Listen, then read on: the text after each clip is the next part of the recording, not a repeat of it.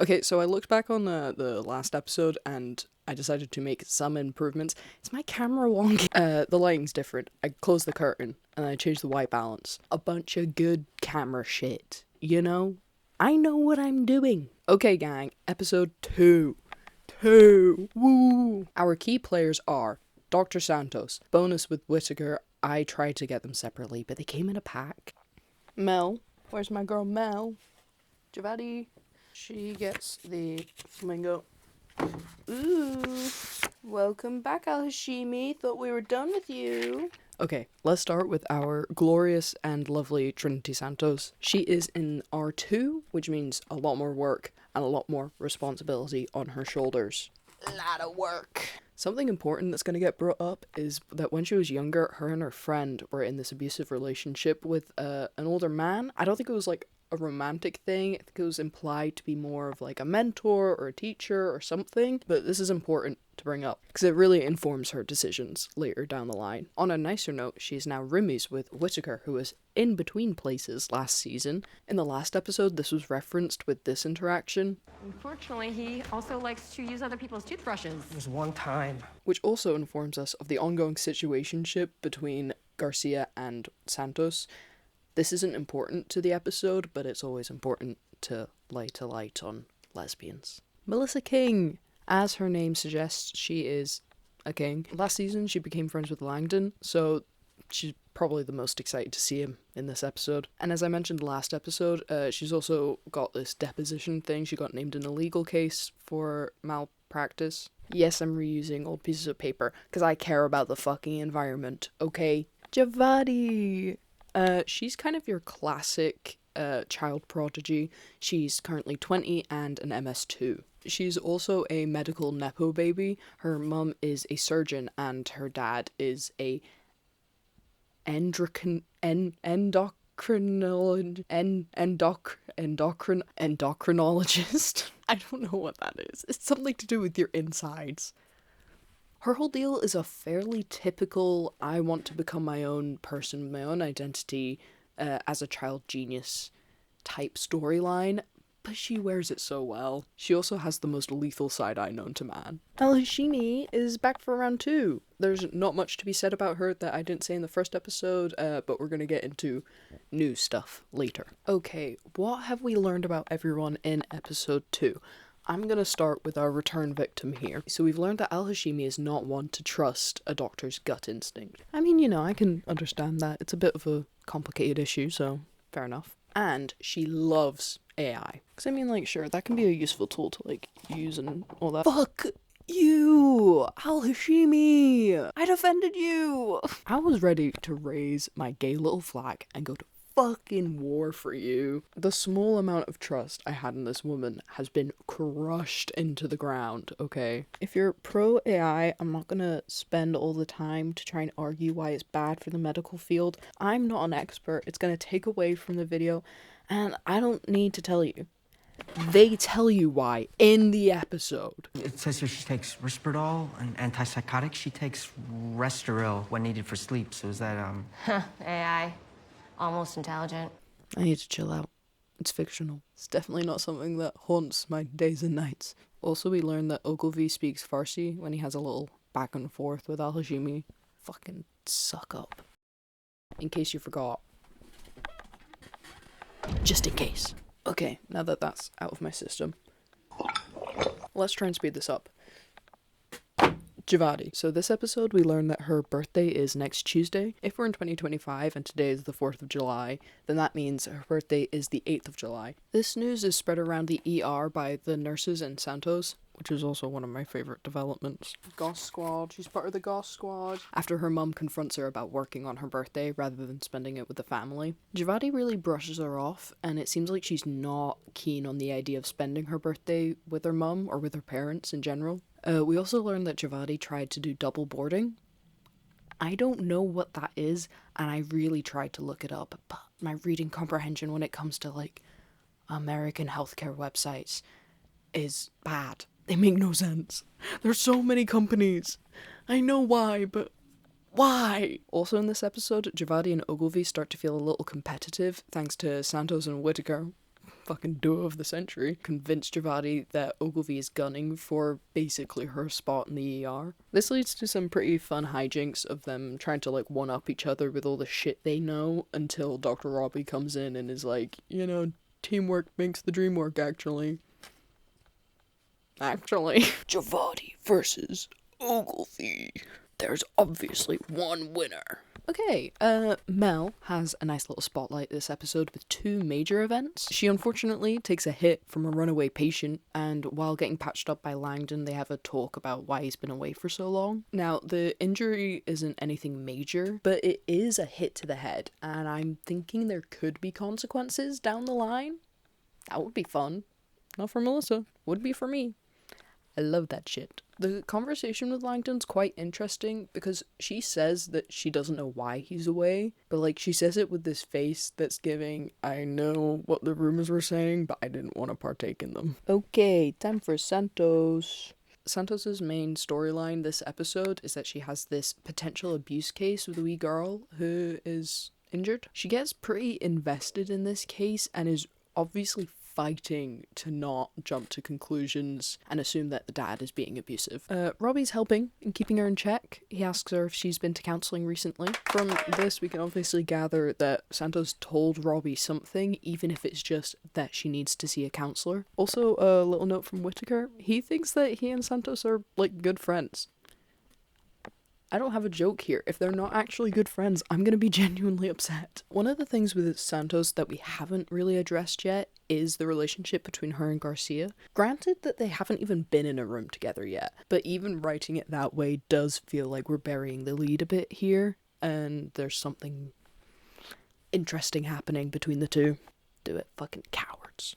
Something I'm curious about that I haven't brought up is exactly why Al-Hashimi is so into AI. I'm going to get into my theories about it in a second, but it's just, you know, it's something that's not directly addressed yet. I didn't write it down, but I'll get into it. Similar to Mohan in episode 1, we haven't really talked about why Javadi doesn't want to celebrate her birthday with her mum. We know that they don't have the friendliest relationship in season 1. Read the fucking room, Mom.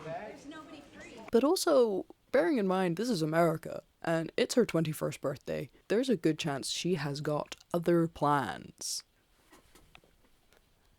She gone party. Mel's day so far has not been great. We're watching her struggle with this deposition. She gets a hit to the head, and now she's desperately trying to hold on to the positives of, like, her bestie is back. She keeps insisting that she's fine, but to us and to her co-workers, it's obvious that she's, like, stressing out. This is a fair bit different to Mel in season 1. I mean, in season 1, she got stressed, but she had these coping mechanisms to deal with it. She'd listen to white noise, watch videos of lava lamps, and rap to Megan Thee Stallion. Megan Thee Stallion? And rap to Megan Thee Stallion.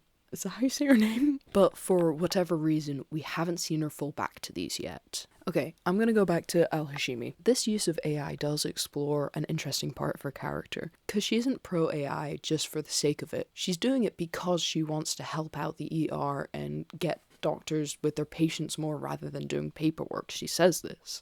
ER doctors spend 40% of their time charting, only 28% of their time at the bedside. This is objectively a good thing.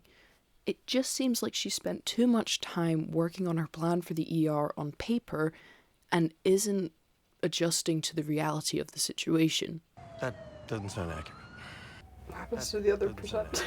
Walking? I don't know. Having breakdowns in the pizza room.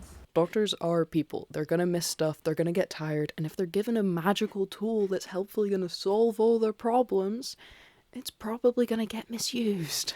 This kind of makes Al-Hashimi seem a little naive, is maybe not the word, but I don't know what else would be the word. She knows what she's doing, but does she? You know, she doesn't quite account for just how complicated life can fucking be. With Javadi, a lot of the stuff that we're being shown is painting her as a much more confident and independent person. She's not afraid to disagree with her mum, she is fighting for her place in the ER, and she is unable to hide any judgment she has on people. I think the writers are doing a great job at simply letting her grow, but also potentially hinting at a few future problems. She can make her own decisions. She's also a young girl who's still very impressionable. And you can be very... Impressionable? For Mel, We are seeing her struggle, but it seems to me a fair bit more than in season 1. Personally, I'm getting worried for her, but I'm assuming that that's what the writers are intending. If she's not able to pull a Dr. Robbie and just shove down all of her emotions for the time being, I'm a bit worried she's gonna make some sort of mistake. With Santos, I'm actually feeling the opposite. I'm quite proud of her. I mean, we're seeing her make some slightly biased judgments, but not to an extreme level. But she starts off by recognizing that she shouldn't assume anything with her potential abuse case. She's also doing counseling. It seems like in the past 10 months she's really done a lot of growing, and I'm rooting for her. Okay, so what does this mean for the future of these characters? For Al-Hashimi, I think she's really showing her inexperience with this promoting of AI. She has good intentions, but I think she's going about everything the wrong way. There's a reason that the Pit is as big a mess as it is, and it's not because someone hasn't tried to fix it. It's because the problem is more complicated than any computer could possibly understand. But she's not going to back down. Against all odds, I'm hoping that she does manage to curb her enthusiasm and actually manage to make something better rather than burn out trying to fix everything. With Mel, I fear that her day is only going to get worse. So far, the only person who's actually been able to connect with her and help her out a little bit is Langdon. ER can be a little bright and noisy. Bitch remembered. Something from 10 months ago for one day as well. But he has his own fucking problems, and I don't know if he'll be around to help her every time that she needs that little boost. I think she's gonna have to go back to her old self-soothing tactics. Or there's the potential for a full-on melt down. This is not the time. But I mean, maybe not. Mel is quite a self-aware person. I don't know if she would actually let it get that far, but more likely is she maybe takes herself out of the ER at an inopportune time because she needs to go calm down and she needs to go and relax. Also, obviously, there's the potential head injury problems that could come and bite her in the butt. With Javadi, I feel like there's a good chance that this rivalry with Ogilvy might go out of control, potentially causing problems with a patient or even just behind the scenes fighting with the ER staff. But maybe this will result in something sweeter. Javadi and Ogilvy have similarities from their intelligence to their ambition. It could be quite nice to see Javadi try and reach out to Ogilvy as a slightly more senior member of the Pit and help him out with all of his issues. Also, at some point, I kind of hope we get to see her get fucked up on the dance floor for her birthday. Where's Latrell? On the dance floor. I know that this show doesn't accommodate for going outside of, the 4th of July, but I want to see it. She deserves it. And finally, Santos. I know that I just said, I'm proud of her and all that, but also if she keeps having the day that she's been having, I'm gonna crash out for her. As I mentioned last episode, she's trying to double board ER and surgery, but so far it's not really panning out for her. Also, she was up super early, so she's, tired and working hard, has a bad past. She's not having a great day, just generally. But she's doing good work on herself. I'm hoping that we're gonna see a display of the system that she's hopefully built up around her with Robbie, Whittaker, and just the rest of the Pit staff. The Goss squad. Later. Hey.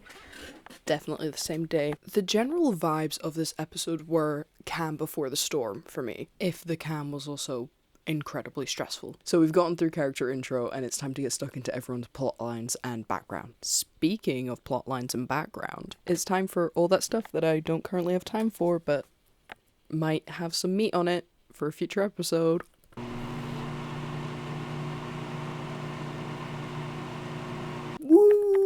Okay, what is up with Langdon's marriage? He congratulates a patient on his 20th wedding anniversary, but doesn't say anything about his marriage. In season 1, he definitely would have done this. He did the same when someone mentioned they had a dog. He was like, I have a dog. But he was also on drugs, so, maybe that's just a mischaracterization. Robbie's getting a little freaky with the case manager, Noelle. No one approves. I mean, if Dana looked at me like that, I think I would crumble. I would tell all my secrets. No, we did. I know, I'm doing it wrong. Whittaker's getting paid today. Yay! How long do you think it's going to take before Santos starts demanding rent from him? I give it till episode 10. Mohan said at some point that she actually almost went into peds, but then she didn't. Fun little fact. And that case manager Noelle is making this extra effort to move patients around based off their insurance. It feels like it could be boring, but it also could go wrong. You know?